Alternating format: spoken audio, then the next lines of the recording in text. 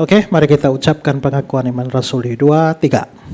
Aku percaya kepada Allah, Bapa yang Maha Kuasa, Khalik langit dan bumi, dan kepada Yesus Kristus, anaknya yang tunggal Tuhan kita, yang dikandung dari Roh Kudus, lahir dari anak darah Maria, yang menderita sengsara di bawah pemerintahan Pontius Pilatus, disalibkan, mati dan dikuburkan, turun ke dalam kerajaan maut. Pada hari yang ketiga, bangkit pula dari antara orang mati, naik ke surga, duduk di sebelah kanan Allah, Bapa yang Maha Kuasa. Dan dari sana ia akan datang untuk menghakimi orang yang hidup dan yang mati. Aku percaya kepada Roh Kudus, gereja yang kudus dan am, persekutuan orang kudus, pengampunan dosa, kebangkitan daging, dan hidup yang kekal. Katakan sama-sama. Amin. Baik, ini pembahasan yang cukup seru Bapak Ibu Saudara ya, karena inilah yang paling sering celah ini dipakai untuk menyerang kekristenan gitu Pak Ezra ya. Wah, masa Tuhannya orang Kristen punya anak, rumah sakitnya di mana gitu ya. Kita akan bahas pernyataan tentang Yesus Kristus, yakni anaknya yang tunggal. Pak Ezra, Yesus disebut sebagai anak Allah dan ada banyak ayat Alkitab yang menyatakan demikian. Dua diantaranya adalah Lukas 1 ayat 35, mungkin boleh tolong slide-nya, langsung kita mulai. Lukas 1 ayat 35, jawab malaikat itu kepadanya, Roh Kudus akan turun atasmu dan kuasa Allah yang maha tinggi akan menaungi engkau. Sebab itu anak yang akan kau lahirkan itu akan disebut kudus, anak Allah. Nah, lalu yang kedua di Matius 16 ayat 16 Pak Ezra. Maka jawab Simon Petrus, engkau adalah Mesias, anak Allah yang hidup. Nah, sebenarnya sebutan Yesus anak Allah ini seringkali mendatangkan kritikan atau serangan terhadap iman kita. Seolah-olah Allah itu kawin lalu mempunyai anak, lalu anaknya dikasih nama Yesus. Bahkan sampai ada tokoh agama lain yang mengatakan bahwa kalau Yesus itu anak Allah, lalu siapa mamanya? Mereka lalu berkata Allah tidak beranak dan tidak diperanakkan. Pasti sering sekali dengar kayak begitu ya Bapak Ibu Saudara ya. Nah, bagaimana pendapat Pak Ezra tentang hal ini Pak? Ya, itu sebenarnya salah satu kesalahpahaman dari agama sebelah terhadap iman kita. Dan seringkali kita diserang seperti itu, tetapi kalau kita belajar logika, itu ada satu kesalahan berpikir namanya strawman. Di mana mereka menyerang sesuatu yang sebenarnya tidak kita pahami demikian. Ada orang yang pernah dalam satu perdebatan mereka bilang pada saya, Allah tidak beranak. Lalu saya berteriak, amin. Mereka kaget, kok kenapa amin? Karena saya juga setuju Allah tidak beranak. Kalau yang dimaksudkan bahwa Allah beranak itu sama seperti kambing beranak, ya, sama seperti babi beranak, kucing beranak. Nah, kalau seperti itu maka kita juga tidak percaya begitu. Sehingga kata-kata itu Allah tidak beranak dan tidak diperanakan, kalau itu dipakai menyerang iman Kristen, maka sebenarnya salah sasaran dong. Karena kita tidak percaya begitu. Gitu, Pak. Kenapa tidak bisa begitu gitu, Pak? Ya, karena begini. Saya pernah menjelaskan kepada saudara di sini Yohanes 4 ayat 24, coba kita lihat. Di situ dia bilang Allah itu roh. Allah itu roh itu maksudnya bagaimana? Allah itu roh, roh itu artinya tidak bertubuh. Roh itu artinya tidak berdaging, ya. Roh tidak bertubuh, tidak berdaging, berarti Allah itu roh, itu artinya Allah itu tidak memiliki tubuh. Dan Allah tidak memiliki daging seperti kita. Allah itu roh. Nah saudara, yang kawin itu kan harus punya tubuh dong. Nah kalau yang tidak punya tubuh ini kawin ini bagaimana caranya? Ya, maka kalau Allah itu roh artinya Allah tidak mempunyai fisik. Allah tidak punya tubuh seperti tubuh kita. Tapi gitu. Bukankah dalam Alkitab juga dikatakan bahwa Allah itu mempunyai kaki, tangan, mata, telinga, dan lain-lain. Itu sering ditulis dalam ayat-ayat Alkitab. Lalu bagaimana Pak Ezra mengatakan bahwa Allah tidak mempunyai tubuh seperti tadi selalu ngomong? Kadang-kadang kita membaca di ayat, lalu mata Tuhan, tangan Tuhan tidak kurang panjang. Ya.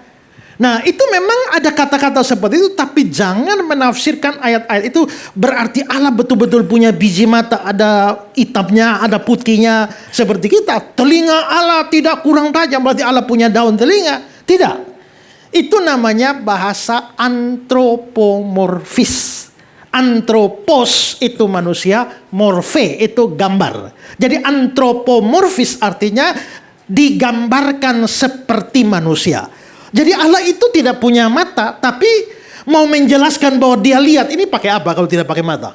Ya kan? Akhirnya dipinjamlah istilah manusia, yaitu mata. Lalu dibilang, mata Allah. Allah tidak punya telinga seperti kita, tapi kalau mau digambarkan Allah mendengar, kira-kira pakai apa? Yang kita pahami itu mendengar pakai telinga. Nah, sehingga untuk memudahkan kita memahami, akhirnya dia bilang telinga Allah. Kira-kira kalau Tuhan Allah hadir itu kan, kalau kita hadir terdengarlah bunyi langkah kakinya kan. Kira-kira kalau Tuhan hadir mau digambarkan seperti apa? Kan susah itu.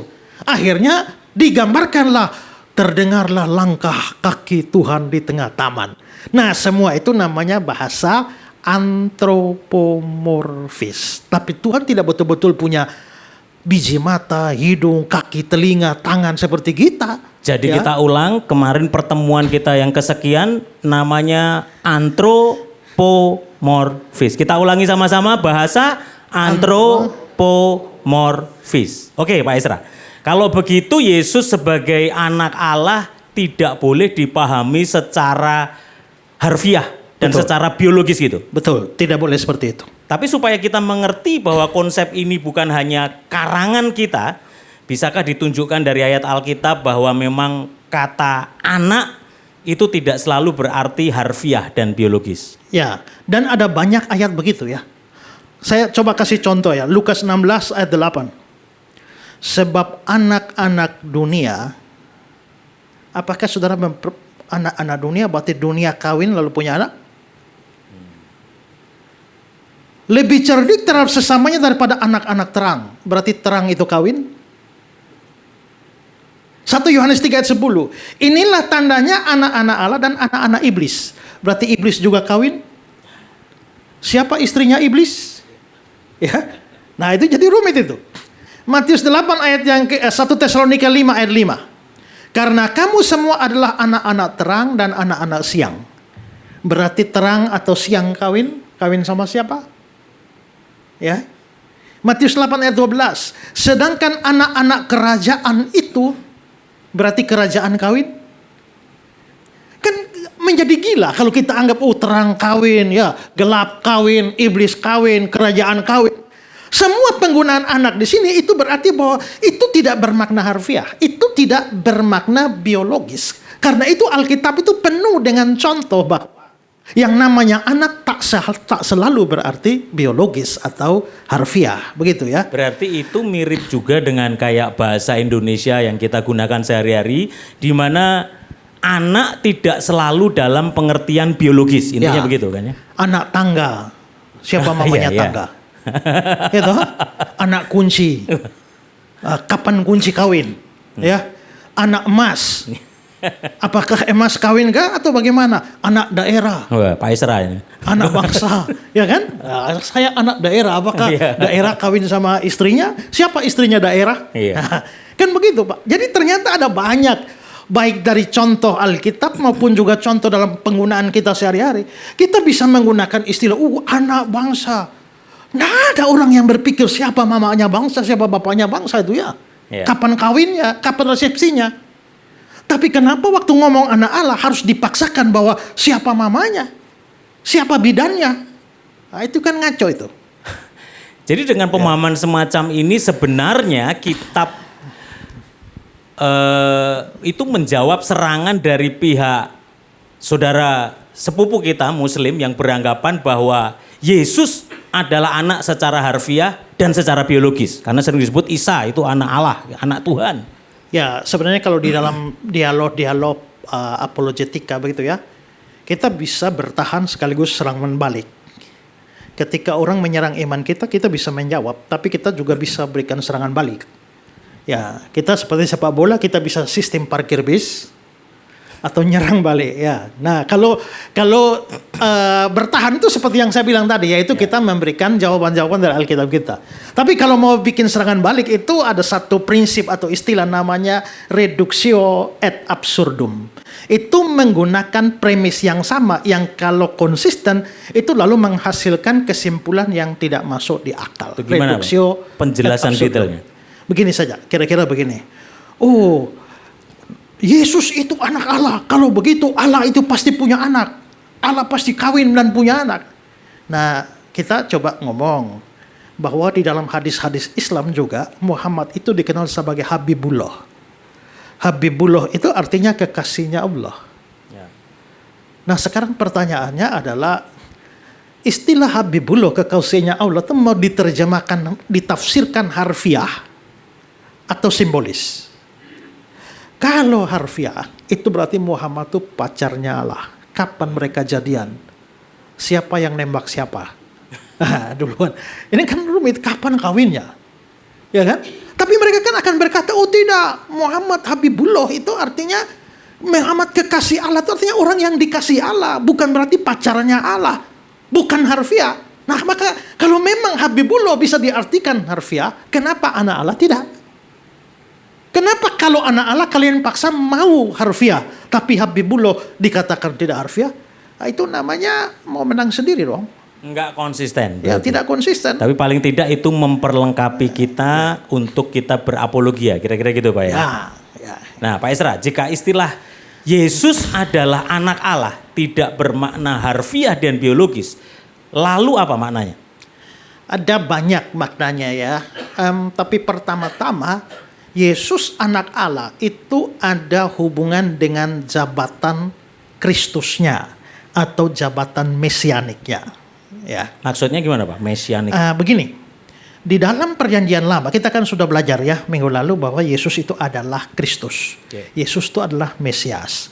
Nah, di dalam perjanjian lama itu Sang Mesias atau Sang Kristus yang dijanji-janjikan itu, yang artinya diurapi itu disebut sebagai anak Allah. Atau dengan kata lain, Allah Bapa menyebut Mesias itu sebagai anaknya. Kita lihat contoh ya di Mazmur 2 ayat 2 sampai 7. Raja-raja dunia bersiap-siap dan para pembesar bermufakat bersama-sama melawan Yahweh. Tuhan huruf besar itu Yahweh. Dan yang diurapinya Mesias. Jadi raja-raja dunia dan para pembesar bermufakat melawan Yahweh dan yang diurapinya, Mesiasnya atau Kristusnya. Berarti ini bicara tentang Kristus. Ayat 5, maka berkatalah ia, Yahweh berkata, akulah yang telah melantik rajaku di Sion. Rajaku, berarti Mesias itu disebut raja. Gunungku yang kudus. Aku mau menceritakan tentang ketetapan Yahweh. Dia berkata kepadaku, anakku, engkau telah kuperanakan hari ini. Nah saudara lihat di atas Yahweh bicara tentang Mesiasku. Tapi di bawah dia bilang anakku. Itu berarti bahwa Mesias itu disebut sebagai anaknya Allah. Atau anak Allah itu adalah satu sebutan untuk Mesias. Itulah sebabnya saudara lihat kan Yesus kan Kristus. Mesias artinya diurapi. Coba pertanyaannya begini, kapan sih Mesiasnya, kapan sih Yesusnya diurapi? Kalau memang Kristus artinya diurapi, kapan dia diurapi? Waktu dia dibaptis itu. Waktu dia dibaptis, setelah dia keluar dari air kan ada Roh Kudus turun ke atasnya. Nah itulah pengurapannya. Berarti Yesus itu ada Roh Kudus turun ke atas, berarti sudah ada pengurapan. Maka di situ Kristus dalam sejarah itu menjadi Mesias. Dia adalah Mesias dari kekekalan, tapi dinyatakan dalam sejarah. Nah, sekarang saudara lihat Matius 3. Sesudah dibaptis, Yesus segera keluar dari air. Pada waktu itu juga langit terbuka dan dia melihat Roh Allah seperti burung merpati turun ke atasnya. Ini berarti diurapi, Mesias. Karena dia Mesias, langsung Allah Bapa menyatakan ayat 17, inilah anakku. Berarti istilah anak Allah itu merujuk kepada pengurapan di dalam ayat 16, maka muncullah istilah anak dalam ayat 17. Ya, berarti itu memang penekanannya di situ Pak ya, bahwa Mesias itu adalah anak Allah atau anak Allah adalah Mesias, kira-kira gitu. Oke. Nah, apakah orang Yahudi memang memahami demikian atau jangan-jangan ini tafsir pemahaman Pak Esra aja? Ya, pemahaman saya yang didasarkan pada pemahaman orang Yahudi. Gitu ya. Jadi jangan pikir bahwa yang disebut Mesias anak-anak itu hanya Pak Esra yang bilang begitu, tidak. Semua orang Yahudi memahami begitu. Sekarang coba lihat. Jadi bukan penafsiran aja, jadi harus kita buktikan gitu. Ada kan, dasarnya. Pak? Ya. Dasarnya. Pertama kita lihat di dalam kata-kata Nathanael. Yohanes 1 ayat 49. Kata Nathanael kepadanya, Rabi, engkau anak Allah, engkau raja orang Israel. Raja itu Mesias tuh, Raja Mesias. Kalau begitu, paralelnya adalah anak Allah itu sama dengan Raja Israel dan itulah Mesias. Ini muncul di dalam Nathanael. Sekarang Petrus juga omong begitu. Matius 16 ayat 16. Engkau adalah Mesias, anak Allah. Kata Mesias dihubungkan dengan anak Allah. Lalu pengakuan Marta. Yohanes 11, 27. Ya Tuhan, aku percaya bahwa engkau adalah Mesias, anak Allah. Lalu muncul juga di dalam pertanyaan imam besar kepada Yesus. Matius 26, 23. Lalu kata imam besar itu kepadanya, demi Allah yang hidup, katakanlah kepada kami, apakah engkau Mesias, anak Allah? Lalu Rasul Yohanes 20 ayat 31. Tapi semua yang tercantum di sini telah dicatat supaya kamu percaya bahwa Yesuslah Mesias, anak Allah. Jadi anak Allah itu adalah sebutan yang berkaitan dengan kemesiasan, kekristusannya Yesus. Lengkap sekali sebetulnya ya, memang dasarnya Alkitab. Itulah BBC, Bethlehem Bible Class. Jadi dasarnya harus ayatnya ada. Masih mau tambah Pak? Loh, masih ada lagi? Ada. Ada lagi. Lukas 4 ayat 41. Dari banyak orang keluar juga setan-setan sambil berteriak, engkau adalah anak Allah. Lalu ia dengan keras melarang mereka, tidak memperbolehkan mereka berbicara karena mereka tahu dia adalah Mesias. Jadi ayat ini menjelaskan bahwa setan-setan pun percaya bahwa Yesus itu adalah Mesias sekaligus anak Allah. Ya. Gitu ya? Karena itu kalau sampai ada orang yang tidak percaya Yesus adalah Mesias anak Allah, dia lebih setan daripada setan. Karena setan saja percaya. Ya kan? Ya. Jadi kalau gitu ketika Yesus dikatakan sebagai anak Allah, maksudnya adalah untuk menyatakan bahwa dia sesungguhnya adalah Sang Mesias atau Sang Kristus yang dijanjikan dan dinanti-nantikan sejak dari zaman Perjanjian Lama. Apa benar kira-kira kesimpulannya gitu, Pak? Tepat itu kesimpulannya. Ya, jadi kenapa Yesus disebut sebagai anak Allah? Untuk meneguhkan bahwa dialah Mesias yang dijanjikan dalam Perjanjian Lama. Oke, wow. Ya. Jadi tadi dikatakan bahwa makna Yesus sebagai anak Allah itu ada banyak gitu kan Pak Esra tadi ya. Dan kita baru bahas satu saja, yakni dalam hubungannya dengan jabatan mesianik dari Yesus. Lalu makna lainnya apa Pak Esra? Makna lainnya adalah Yesus disebut sebagai anak Allah itu dalam hubungan dengan ketritunggalan Allah. Wah, ini Doktrin nyambung lagi Tritunggal. ya. Tritunggal Ya. lagi gitu. Ya. Menarik ini. Ya. Lanjut, Pak. Nah, kita kan percaya tentang doktrin Tritunggal dan saya sudah jelaskan, sudah ngajar di sini. Tritunggal itu adalah Allah yang esa, tapi tiga pribadinya yang berbeda, yaitu Bapa, Anak, dan Roh Kudus. Nah, sekarang kita tidak usah bahas tentang Roh Kudus dulu, karena kita lagi bicara hubungan Yesus dengan Sang Bapa. Maka kalau dikatakan Yesus itu adalah anak Allah, itu berarti Yesus bukan pribadi yang sama dengan Bapa, tapi dia mempunyai hubungan yang sangat intim dengan Bapa, dan bahkan dia sehakikat dengan Sang Bapa dalam kealahannya. Yesus bukanlah pribadi yang sama dengan Bapa. Bisa dijelaskan, Pak? Ini lumayan berat ini. Ya, ini penting karena ada banyak orang anggap bahwa Yesus itu Bapa. Bapa itu Yesus. Oneness itu ya. Kemarin saya masih mengajar di salah satu sekolah teologi ya. Ya, dan waktu saya mengajar di satu sekolah teologi ya, lalu ada orang protes pada saya, kan Yesus itu Bapa, Pak. Nah, ada banyak orang memahami demikian. Tapi justru di sini istilah anak Allah itu dimaksudkan untuk membedakan antara Bapa dan anak. Karena ada istilah anak Allah artinya sudah ada anak Allah, artinya ada yang disebut anak dan ada Allah yang disebut sebagai Bapa. Nah, kalau Bapa dan anak itu pribadi yang sama, maka kata anak itu menjadi kehilangan maknanya, ya. Jadi ketika Yesus disebut sebagai anak, itu artinya Yesus pribadi yang berbeda dengan Bapa. Yesus itu bukan Bapa, Bapa bukan Yesus, dan ada relasi antara antara Yesus sebagai anak dengan pribadi lain, yaitu Bapa.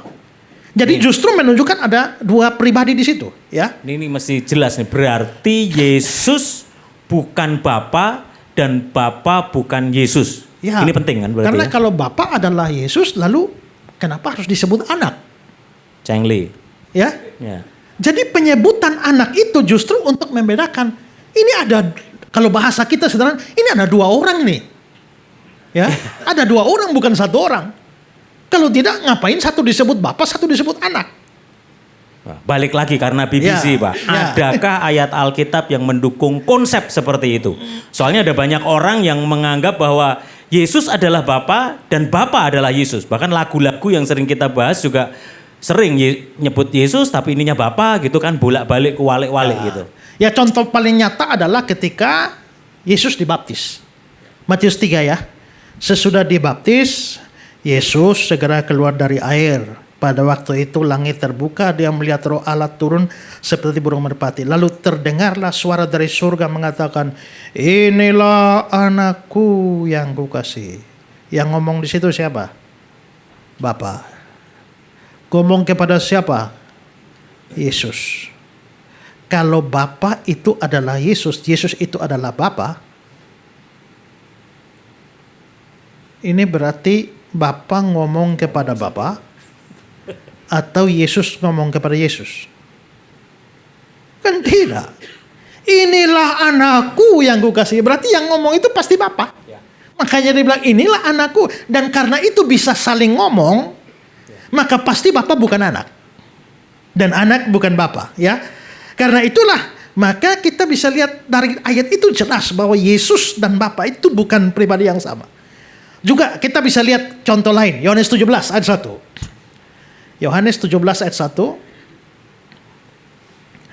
Demikianlah kata Yesus, lalu ia mengadah ke langit dan berkata, "Bapa, telah tiba saatnya, permuliakanlah anakmu supaya anakmu mempermuliakan engkau." Saudara lihat di sini ada Bapa, ada anakmu, dan ada engkau. Ada Bapa yang diminta untuk memuliakan, ada anak yang dimuliakan, dan ada percakapan atau permohonan. Sehingga ini hanya masuk akal kalau Bapa memang bukan anak. Konsekuensinya adalah anak Allah yang dipakai oleh Yesus itu menunjukkan ada Yesus bukan Bapa dan ada relasi aku dan engkau. Aku dan Bapa, Bapa dan engkau. Antara dua pribadi ilahi. Jadi jangan pernah menganggap bahwa Yesus sama dengan Bapa, Bapa sama dengan Yesus. Itu salah. Wow, ternyata setiap ayat demi ayat itu bisa selogikos itu, masuk di akal gitu, disambungkan.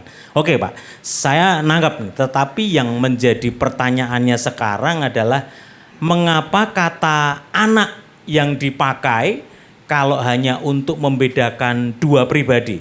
Mengapa tidak menggunakan istilah lain, misalnya sahabat Nabi, sahabat Allah gitu, atau saudara, atau rekan kerja, dan istilah lain gitu. Mengapa pemilihan diksi yang dipilih Allah ini kata Allah, Bapa dan anak gitu?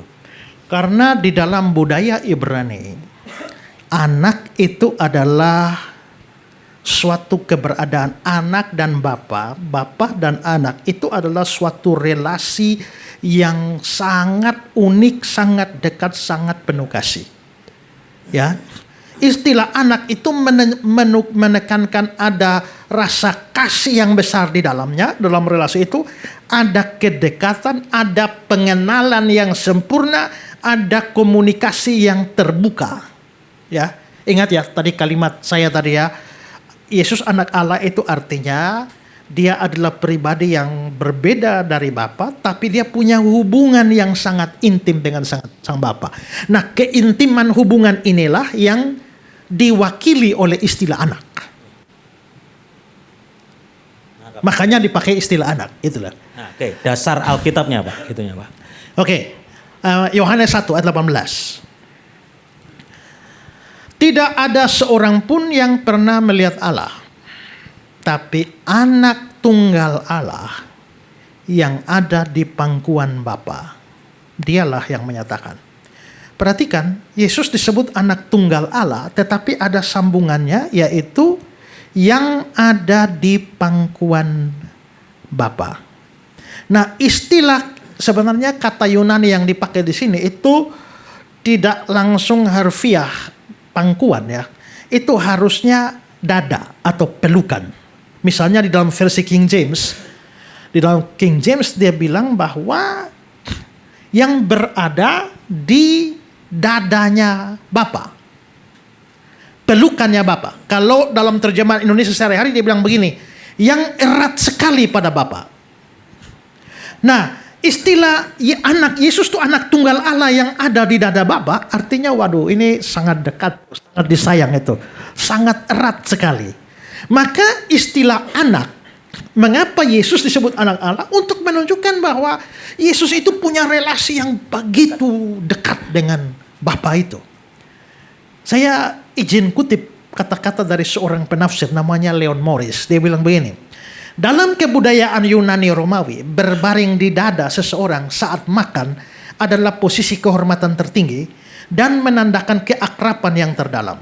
Yohanes menggunakan gambaran itu untuk menyatakan anak senantiasa berada dalam posisi keintiman tertinggi dengan Bapa. Jadi dalam budaya Ibrani tidak ada relasi yang begitu dekat dalam relasi Bapa anak. Itulah sebabnya untuk menggambarkan bahwa antara pribadi pertama dan pribadi kedua Tritunggal itu begitu intim, lalu digunakanlah istilah anak. Nah, itu bagus banget Pak. Saya sering kali nonton misalnya kayak penyalipan Yesus gitu ya. Lalu nonton juga Netflix, kalau Anda suka nonton Roman Emperor, nggak tahu masih ada apa enggak. Tapi cerita-ceritanya ada banyak yang menjadi behind the story ketika penyalipan Yesus. Tentang kaisar, kedekatan, pelukan gitu. Tapi pertanyaan saya gini Pak, seintim apa gitu? Seintim apa? Coba kita lihat Yohanes 5:20. Sebab Bapa mengasihi anak, dan dia menunjukkan kepadanya segala sesuatu yang dikerjakannya sendiri. Saudara lihat keterangan Bapa mengasihi anak tidak titik di situ. Dia melanjutkan bahwa karena Bapa mengasihi anak, dia menunjukkan kepadanya segala sesuatu yang dikerjakannya. Berarti kasih ini bukan hanya emosi, tapi kasih yang membuka diri, kasih yang membagi diri. Itu sama seperti ya mungkin seorang anak, seorang ayah bisa ngomong kepada anaknya, nak Bapak sangat sayang sama kamu, titik. Tapi bisa juga dibilang, nak Bapak sangat sayang pada kamu. Sekarang mari masuk, lihatlah komputer Bapak, bukalah, inilah file Bapak, ini yang Bapak rencanakan, ini yang Bapak mau kerjakan, Bapak mau melibatkan kamu di sini, kamu nanti tangani ini. Wah, kalau begitu ini bukan hanya sekedar Bapak sayang kamu. Bapak sayang kamu sampai melibatkan kamu di dalam karyanya Bapak. Nah, saking percayanya dan saking sayangnya Bapa itu kepada anak. Nah, kira-kira gambarannya begitu. Bahwa Allah Bapa begitu mengasihi Yesus dalam istilah anak, dan dia mempercayakan kepada Yesus suatu pekerjaan besar yang mau dikerjakan dalam dunia ini. Wow. Gitu ya. Dalam sekali nih pemahaman ini Pak. Ini kayak Pak Antonius sama anaknya gitu. Dia nunjukin iPad-nya ini loh. Detailnya kayak begini gitu kira-kira gitu. Okay. Tapi gini Pak. Sebenarnya sejak kapan keintiman semacam itu terjadi? Sejak kekekalan. Wow. Sebelum dunia ada. Ya. Yohanes 17 ayat 24. Engkau telah mengasihi aku sebelum dunia dijadikan. Ya. engkau mengasihi aku sebelum dunia dijadikan. Jadi anak itu bukan status sementara. Anak itu adalah status kekal. Berarti kesimpulannya adalah istilah anak Allah itu menunjukkan bahwa Yesus memiliki relasi kasih yang unik, intim, dan kekal kepada Bapa. Kira-kira gitu ya. Jadi pertama-tama Yesus anak Allah itu maksudnya apa? Berarti dia itu Mesias. Oke. Yesus anak Allah itu artinya apa? Artinya dia mempunyai hubungan yang sangat istimewa dengan Bapa. Gitu. Oke. Tapi masih ada satu kalimat Pak Ezra yang belum dijelaskan. Yakni gini. Dan dia sehakikat dengan Sang Bapa dalam kealahan. Saya ulang ya. Dan dia sehakikat dengan Sang Bapa dalam kealahan. Ini maksudnya gimana, Pak? Oke, begini. Kita perlu melihat beberapa bagiannya. Ada yang aneh. Setiap kali kalau saya mengatakan, saudara-saudara, saya ini anak Tuhan. Ada masalah? Enggak. Ya. Kalau tahu-tahu Simon Petrus bilang, saya ini anak Tuhan. Ada masalah? Enggak ada masalah. Ya. Tahu-tahu Timotius bilang, saya ini anaknya Allah. Ada masalah? Tidak ada. Tapi anehnya kalau Yesus bilang dirinya anak Allah, orang Yahudi, gitu? Orang Yahudi naik darah. Orang Yahudi langsung emosi dan mau bunuh dia. Coba kita lihat beberapa data. Yohanes 19 ya. Jawab orang-orang Yahudi itu kepadanya, kami mempunyai hukum dan menurut hukum itu dia harus mati. Kenapa? Sebab dia menganggap dirinya sebagai anak Allah. Karena Yesus anggap diri anak Allah, dia harus mati. Ya. Siapa di sini anak Allah? Harus mati? Kan tidak. Kalau orang lain mengaku diri anak Allah, tidak ada masalah. Anehnya kalau Yesus anggap diri anak Allah, dia harus mati. Iya juga ya. Oke, kita lihat lagi. Markus 14. Imam besar itu bertanya kepadanya sekali lagi, apakah engkau Mesias, anak dari yang terpuji, anak Allah? Jawab Yesus, akulah dia. Yesus mengiyakan, iya, saya anak Allah. Maka imam besar itu mengoyakkan pakaiannya dan berkata, untuk apa kita perlu saksi lagi? Kamu sudah mendengar hujatnya terhadap Allah. Bagaimana pendapat kamu? Lalu dengan suara bulat mereka memutuskan, dia harus dihukum mati. Jadi saudara, kenapa Yesus harus dihukum mati? Karena dia menganggap bahwa dia adalah anak Allah. Di Alkitab itu banyak orang anak Allah, disebut anak Allah ya. Ya, di Kejadian pasal 6 itu juga ada anak-anak Allah ya. Dan ya raja-raja Israel juga anak Allah. Kita juga yang percaya juga anak Allah. Tapi anehnya kalau yang lain menyebut dirinya anak Allah, tidak ada masalah. Tapi begitu Yesus menyebut diri anak Allah, mereka anggap itu penghujatan. Dan karena itu maka Yesus harus dihukum mati. Nah kalau begitu pertanyaan kita sekarang, kenapa itu? Kenapa dianggap penghujatan? Menghujat, mereka menganggap itu adalah hujatan karena dengan mengatakan dirinya anak Allah, berarti dia sedang menyamakan dirinya dengan Allah, mengklaim dirinya dengan Allah.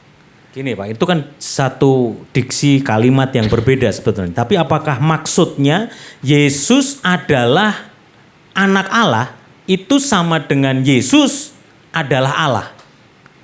Oke, sekarang saudara setuju ya bahwa yang harus disembah hanya Allah ya? Ya. Yang bukan Allah nggak boleh disembah ya? Ya. Kalau saudara percaya ini Allah, sembahlah. Tapi kalau tidak percaya ini Allah, jangan sembah. Oke? Ya. Nah, sekarang lihat Matius 14 ayat 33. Dan orang-orang yang ada di perahu itu menyembah dia. Katanya, sesungguhnya engkau Anak Allah. kalau anak Allah, Ya. kenapa sembah dia?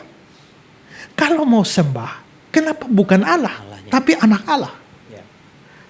Artinya, orang-orang yang menyembah ini, pikiran mereka, anak Allah itu adalah Allah. Makanya mereka sembah. Kalau begitu di sini, anak Allah itu kelihatan dipahami sebagai Allah. Oke, kita lihat ayat lain. Yohanes pasal 5, 17-18.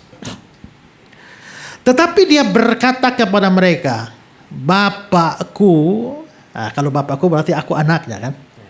Bapakku bekerja sampai sekarang, maka aku pun bekerja juga. Bapakku berarti aku ini anaknya. Sebab itu orang-orang Yahudi lebih berusaha lagi untuk membunuhnya. Nah, ini aneh nih ya. Mengaku diri anak Allah tapi mau dibunuh. Bukan saja karena ia meniadakan hari Sabat, tapi karena dia mengatakan Allah adalah Bapaknya sendiri, dan dengan demikian menyamakan dirinya dengan Allah, making himself equal with God. Ini tafsiran Yohanes. Ya, jadi maksudnya begini, Yesus bilang Bapa aku, berarti dia menyebut dirinya anak secara implisit. Orang Yahudi mau bunuh dia, lalu Yohanes kasih keterangan kenapa orang Yahudi mau bunuh Yesus. Karena waktu Yesus menyatakan Allah adalah Bapaknya, berarti dia sedang menyamakan dirinya dengan Allah. Karena itulah, maka itu dianggap sebagai penghujatan. Karena masa engkau hanya manusia saja, engkau anggap diri sama dengan Allah? Ini penghujatan, makanya kamu harus mati. Itulah sebabnya mereka mau bunuh Yesus. Sekarang lihat Yohanes 10. 30-33. Aku dan Bapa adalah satu. Ini ada dua masalah di sini. Pertama, dia menyebut aku dan Bapa lalu adalah satu. Sudah menyebut Allah sebagai Bapa, lalu dia menyetarakan aku dan Bapa seolah-olah setara, adalah satu. Sekali lagi orang Yahudi mengambil batu untuk melempari Yesus. Kata Yesus kepadanya, banyak pekerjaan baik berasal dari Bapakku yang kuperlihatkan padamu. Pekerjaan manakah di antaranya yang menyebabkan kamu mau melempari aku? Jawab orang-orang Yahudi, bukan karena suatu pekerjaan baik kami mau melempari engkau, melainkan karena engkau menghujat Allah, dan karena engkau sekalipun hanya seorang manusia saja menyamakan dirimu dengan Allah. Bagian mana yang mereka anggap menyamakan diri dengan Allah? Bagian di mana Yesus menyebut dirinya anak. Aku dan Bapa. Jadi rupanya mereka menyadari istilah Yesus aku dan Bapa adalah satu. Maka itu bukan hanya satu kesatuan atau satu misi, satu visi, bukan. Satu hakikat. Sama hakikatnya. Esensi gitu Ya, ya. esensinya. Wow. Jadi Yesus adalah anak Allah, artinya Yesus adalah Allah. Ya. Tapi bukankah itu sesuatu yang sedikit nggak masuk akal gitu Pak? Bukankah itu sama dengan mengatakan bahwa gini nih contohnya nih, anak presiden adalah presiden, anak gubernur adalah gubernur, anak pendeta adalah pendeta, atau anak wali kota adalah wali kota gitu. Kira-kira gimana? Nggak bisa, karena presiden, gubernur, wali kota, pendeta itu jabatan. Oke. Nah kalau memang dia jabatan, maka tidak bisa anak sama dengan bapak. Ini bicara hakikat. Ya. Ya, sekarang saya nanya balik. Pak Yos ini manusia atau anak manusia? Dua-duanya gitu. Dua-duanya. Nah, kalau Pak Yos bisa anak manusia sekaligus manusia, kenapa dia tidak bisa anak Allah sekaligus Allah? Wow. Ya. Ya. Jadi karena ini sering banget jadi pintu masuk serangan untuk kita berapologia gitu kan Pak. Serangan dari luar. Ini luar biasa. Sekali lagi kita berikan tepuk tangan dulu dong untuk insight yang pencerahan yang luar biasa ini. Masih ada satu lagi nih Pak. Jadi sebelum itu, jadi sebenarnya Kalau memang Yesus itu adalah anak Allah, itu apa Ya. artinya? Kita sebenarnya ada 3 arti. Pertama, itu menunjukkan dia Mesias. Oke. Kedua, menunjukkan dia punya hubungan yang istimewa dengan Bapa. Ya. Dan yang ketiga, menunjukkan bahwa dia punya hakikat yang sama dengan Bapa, yakni Allah. Itu 3 arti dari istilah anak Allah bagi Yesus.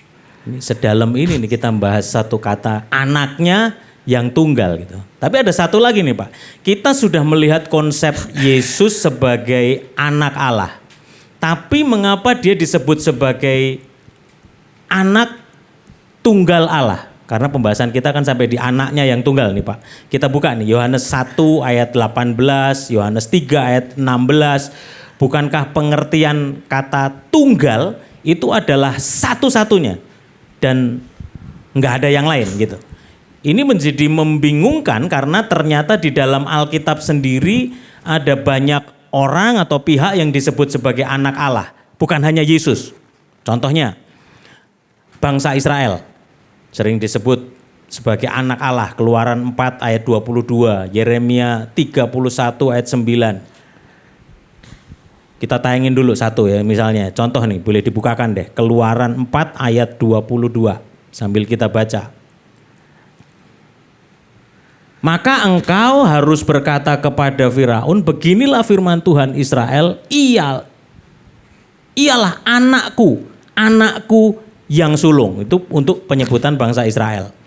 Lalu pemimpin-pemimpin Israel juga disebut begitu di 2 Samuel 7 ayat yang ke-14. Aku akan menjadi bapaknya dan ia akan menjadi anakku. Apabila ia melakukan kesalahan, maka aku akan menghukum dia dengan rotan yang dipakai orang dan dengan pukulan yang diberikan anak-anak manusia. Disebut lagi juga. Kemudian juga ditujukan kepada malaikat. Boleh tolong dibuka di Ayub 1 ayat 6. Pada suatu hari datanglah anak-anak Allah menghadap Tuhan dan di antara mereka datanglah juga iblis. Ini tafsirnya kan mengarah kepada malaikat. Atau ada juga anak Allah ditujukan kepada orang-orang yang sangat setia dan taat secara umum. Kejadian 6 ayat 2. Maka anak-anak Allah melihat bahwa anak-anak perempuan manusia itu cantik-cantik, lalu mereka mengambil istri dari antara perempuan-perempuan itu, siapa saja yang disukai mereka. Itu ditujukan kepada orang-orang yang sangat setia dan secara umum gitu. Nah pertanyaannya gini Pak, berarti anak Allah itu ada banyak kan Pak? Jadi harusnya Yesus hanyalah salah satu anak Allah, tetapi mengapa kita bahas di pengakuan iman rasuli ini dikatakan anak tunggal Allah? Spesifiknya penjelasannya gimana Pak? Ya, kalau dalam pengertian kita sekarang nih yang namanya tunggal itu berarti tidak ada yang lain ya. Yes. Kalau Pak Antonius punya anak tunggal, berarti dia nggak boleh ada adik, nggak boleh ada kakak, hanya dia toh. Kalau Yesus anak tunggal Allah, mestinya nggak boleh ada anak Allah yang lain dong. Ya.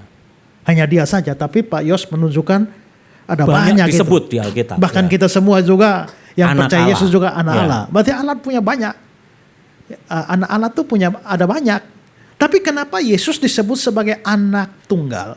Sebenarnya begini, di dalam bahasa Indonesia diterjemahkan anak tunggal, itu sebenarnya tidak mewakili pengertian aslinya.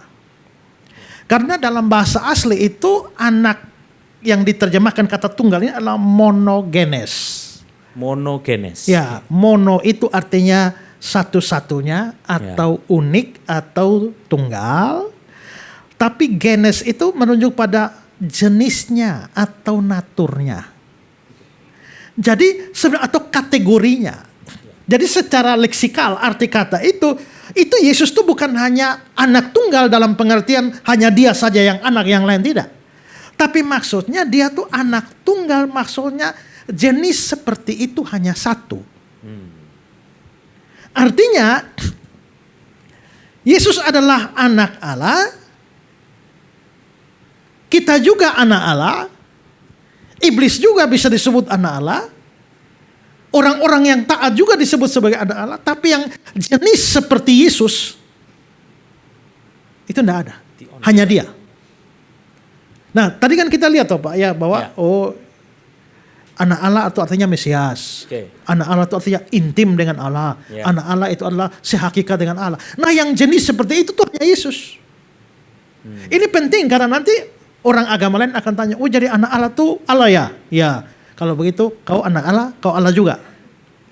Oh tidak. Walaupun kalau Yesus anak Allah, dia Allah. Kalau saya anak Allah, saya bukan Allah. Kok tidak konsisten? Oh tidak, karena ini monogenes. Oke. Karena Yesus itu adalah keanak-Allahan Yesus itu jenis seperti itu. Ya. Itu hanya dia. Ya, Gitu karena ya. secara umum tuh kita sering banget kan Pak di ibadah, worship leader atau bahkan pembicara gitu kan. Kita anak Allah gitu. Jadi supaya kita punya dasar yang kuat untuk menjelaskan bahwa ternyata spesifiknya sampai seperti itu. Nah, kalau begitu maksudnya makna Yesus sebagai anak Allah dan makna orang lain sebagai anak Allah itu nggak sama. Ya, nggak sama itu ya. Ya, itu kira-kira begini. Pak Ivan ada ya? Ada, wah, siap di Kalau belakang. Pak Ivan panggil Pak Hengki, Papa. Ya, Kalau istrinya Pak Ivan panggil Pak Hengki, sama. sama Papa juga. Iya. Kalau begitu Pak Ivan dan istrinya sama-sama anak kandungnya Pak Hengki. Enggak juga. Enggak juga. Padahal sama-sama panggil Papa loh. Pada waktu kata Ya. Papa digunakan istrinya Pak Ivan, itu maknanya Anak kandung. anak kandung itu, bapak kandung itu. Pak Hengki itu bapak kandung. Tapi waktu Pak Ivan panggil Papa, itu maksudnya Papa mertua. Mantu, ya. Ya kan? Artinya sama, istilahnya sama. Tetapi yang disebut sebagai Papa itu pengertiannya berbeda. Nah, sama juga. Kita anak Allah, Yesus juga anak Allah. Tapi pengertiannya itu tidak sama. Yesus anak Allah itu punya pengertian lain. Saya anak Allah punya pengertian lain. Israel anak Allah punya pengertian lain. Iblis anak Allah juga punya pengertian lain. Tapi yang Yesus itu dalam jenis itu, itu hanya satu-satunya. Makanya disebut anaknya yang tunggal. Wow, ini satset langsung nyambung ke situ ya, cocok ini, gampang banget untuk di ngeh gitu. Sama-sama katakan ngeh. Nah, cuman gini, ada ayatnya nggak Pak? Gitu. Oke, Yohanes 20 ayat 17. Ini waktu Yesus sudah bangkit ya. Terus Ya. ketemu Maria Magdalena. Ya. Lalu Maria Magdalena mau datang pegang Yesus, lalu Yesus sabar dulu, tahan dulu ya. Sekarang aku akan pergi kepada Bapakku dan Bapakmu.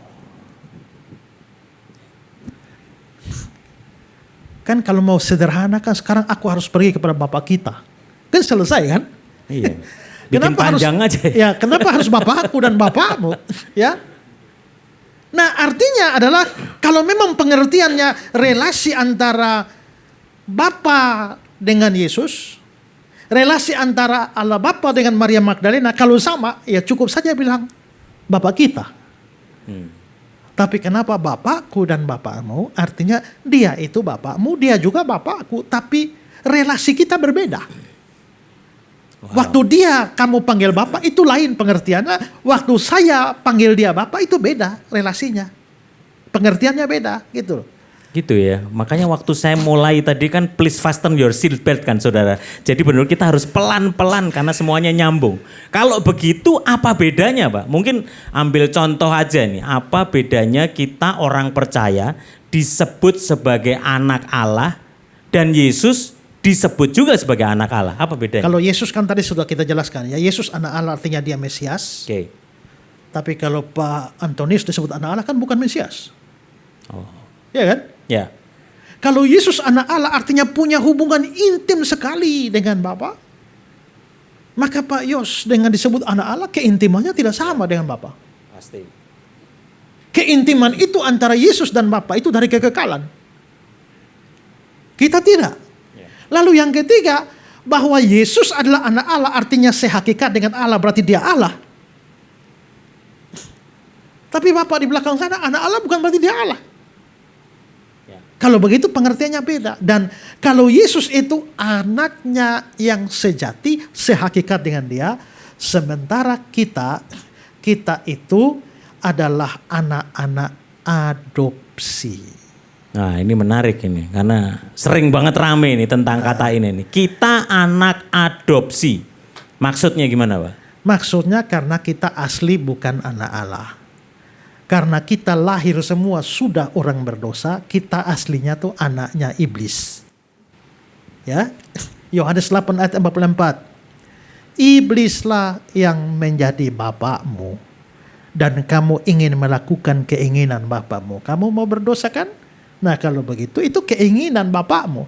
Maka semua kita ini adalah anak iblis. Coba bandingkan dengan 1 Yohanes 3:12. Janganlah kita seperti Kain yang menjadi anak iblis. Ya berarti kita ini secara rohani adalah anak iblis. Tapi sejak kita terima Yesus dan percaya Yesus, Yohanes 1 ayat 12, semua orang yang menerimanya diberinya kuasa menjadi anak-anak Allah. Sejak kapan? Sejak menerimanya.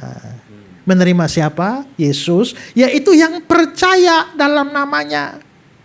Jadi yang percaya Yesus baru disebut anak Allah. Yang belum percaya Yesus, anak iblis.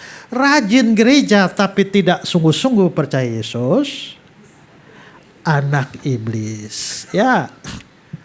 Dia jadi singer, jadi pemain musik, jadi WL, jadi penerima tamu, tapi tidak percaya Yesus. Kita datang gereja yang WL-nya anak iblis. Yang nyambut tamu anak iblis.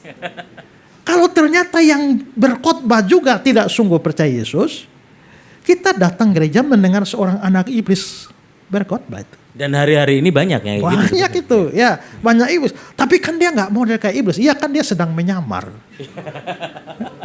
Dia kan sedang menyamar. Nah, tapi waktu kita percaya Yesus, maka kita menjadi anak Allah. Tapi kan kita bukan anak dari awal. Kita diterima. Oke, lihat Galatia 4 ayat 5. Ia diutus untuk menebus mereka yang takluk kepada hukum Taurat supaya kita diterima menjadi anak. Lihat bahasa Inggrisnya, King James. Adoption of son. Jelas banget ya sebetulnya Adopsi. memang. Alkitab terjemahan lama. Terjemahan lama. Kita beroleh hak anak angkat. Jadi kita nih jangan sombong, kita nih cuma anak adopsi. Pungut, anak pungut. angkat. Ya, anak pungut. Kalau Tuhan tidak pungut kita, ya kita ini adalah anaknya yang satu itu, ya, dan akan binasa bersama dia. Tapi karena kamu sudah anak angkatnya Tuhan, Tuhan sayang kamu sedemikian rupa, kamu beribadah kepada bapakmu yang baru, meninggalkan bapakmu yang lama. Jangan pikir bapakmu yang lama akan membiarkan kamu hidup tenang. Dia pasti serang kamu, dia pasti serbu kamu. Makanya kenapa kamu setelah ikut Yesus kok hidupmu tambah susah ya? Kenapa hidupku tambah rusak ya? Dulu belum percaya Yesus aman-aman. Itu karena bapakmu yang lama menyerang kamu. Nggak terima. Ya nggak terima. Tapi karena bapakmu yang lama menyerang kamu dengan hidup, bikin hidupmu kocar-kacir, itu tanda bahwa kamu betul-betul sudah anak bapakmu yang baru. Yeah. Tapi kalau kamu bilang, saya Kristen tapi kok kayaknya setan nggak pernah serang-serang dia ya. Jangan-jangan memang masih anaknya. Jangan-jangan masih anaknya. Ya, jadi justru di balik serangan yang hebat kepada kita, sebenarnya itu menetapkan identitas kita. Bahwa kita sungguh-sungguh adalah anak. Nah inilah bedanya. Berarti saya memang anak Allah, Yesus anak Allah, tapi saya bukan anak sungguh-sungguh. Saya anak adopsi karena kasih karunia. Tapi Yesus anak yang sejati dengan 3 pengertian tadi. Dia Mesias, dia intim dengan Bapa, dan dia sehakikat dengan Bapa, yakni dia adalah Allah. Wow. Itu pengertiannya. Tuntas, tas. Hanya satu kalimat, anaknya yang tunggal. Tapi ternyata sedalam itu gitu ya Pak. Kita berikan tepuk tangan buat penjelasan Pak Ezra yang luar biasa.